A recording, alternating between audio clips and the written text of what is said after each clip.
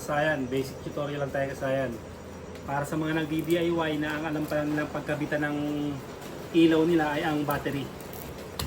Ang negative at ang positive lang ng battery. Ito siya kasayan ha. Negative, yung minus sign, tapos yung positive, yung plus sign o yung kulay red at kulay black, yung negative. Ito siya kasayan na ganito lang mag-wiring yung ano. Katulad ko dati yung di pa ako sanay mag-wiring. Sa battery lang ako naglalagay ng ilaw. Ganito yung gagawin natin kasi pag mag-wiring tayo ng mini driving light. Ito siya ha. Ang una natin gagawin dito, pagsamasamahin natin yung mga kulay. Kaya katulad yan oh.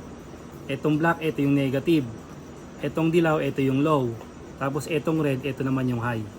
Pagsasama-samahin lang natin siya. Bali ilalagay natin to sa battery lang ano. Unahin natin yung negative. Yung kulay black ilalagay natin sa negative ng battery o minus sign. Siya ba? Tapos ang gawin natin dito kasayan, bali ito para hindi ano, i-tape muna natin to. Nakatulad nito. Ito na kasayan, na-tape na natin yung negative. Tapos i-testing na kagad natin yung ating mini driving light kung okay siya. Ito siya, i-testing natin ha. Low beam, high beam. Ang unahin natin gawin, pag na-testing natin na ganyan, yung position, kailangan natin ma-position to ng tama.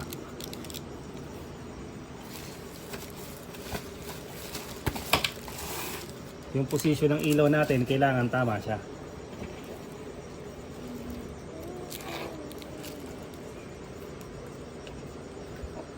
Baka mamaya kasi pahaba yung pagkakalagay. Kailangan yung palapad. Palapad yung pagkakalagay niya. Na. Sakasayin ha. Palapad yung pagkakalagay ha. Pag na-position nyo na tapos na-check nyo na, ibig sabihin, na-check nyo na ganyan ano. Yan. Umiilaw na yung ating driving light. Bali ito, ipupwesto natin siya sa unahan ng motor. Bali dito lang tayo magduduktong ng wire. Yan. Excuse. Dalawang wire lang iduduktong natin ha. Pag ito pa lang yung alam natin na paglalagyan. Nakarekta tayo sa battery para mas malakas yung makukuha natin na, na supply. Dahil nakarekta tayo sa battery.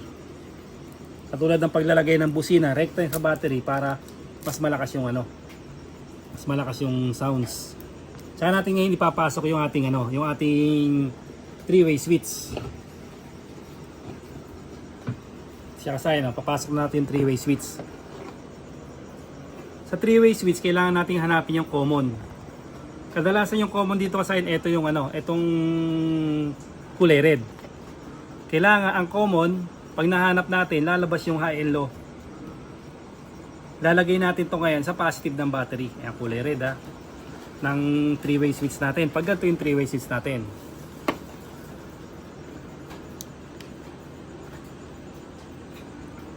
Pag nataypan na natin pag nataypan nyo na yung negative, itong tinaypan natin kanina, kahit magkadikit-dikit yung kasayan, walang magiging problema wa. Kahit magkadikit-dikit lahat yung na yan, kasi puro positive yan.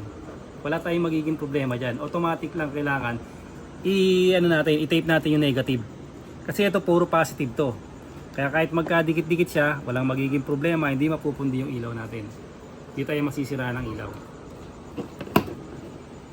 Ngayon kasi ilagay na natin yan. Pag tama yung nakuha natin na common, lalabas dito yung yung high and low. Ito siya ha. Kadalasan ito yung high beam, yung green ha. High beam lalagay natin sa red. Kung magkakamali, pagbabaliktarin lang natin yan.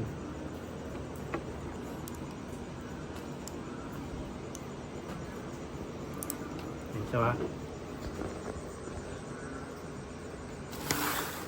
Doon tayo para nakita na doon. Yan.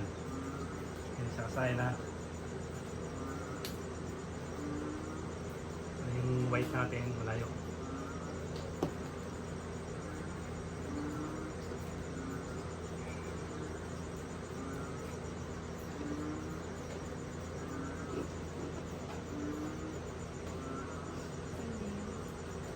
High beam, low beam. High beam yung yellow, low beam yung white. Siya ba? Yan. Halimbawa, itong ilaw na to nagkabaliktad.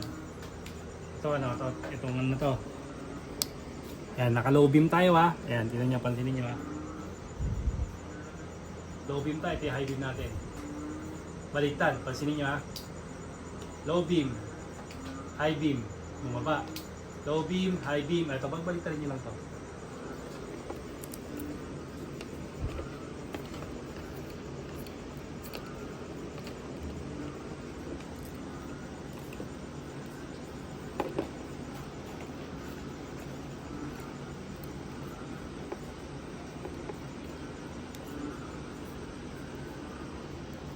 Basta i-seal nyo lang mabuti yung kagad yung negative. Ito na siya kasayan yung high beam ha. Yan na yung high beam natin. Ito na yung low beam natin.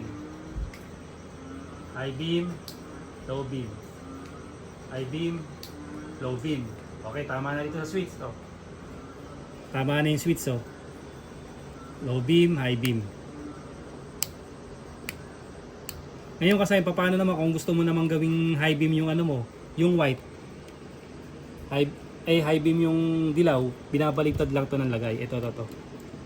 Ito, babaliktadin mo lang, ililipat mo lang siya. Kumbaga kasayan pa ganito siya.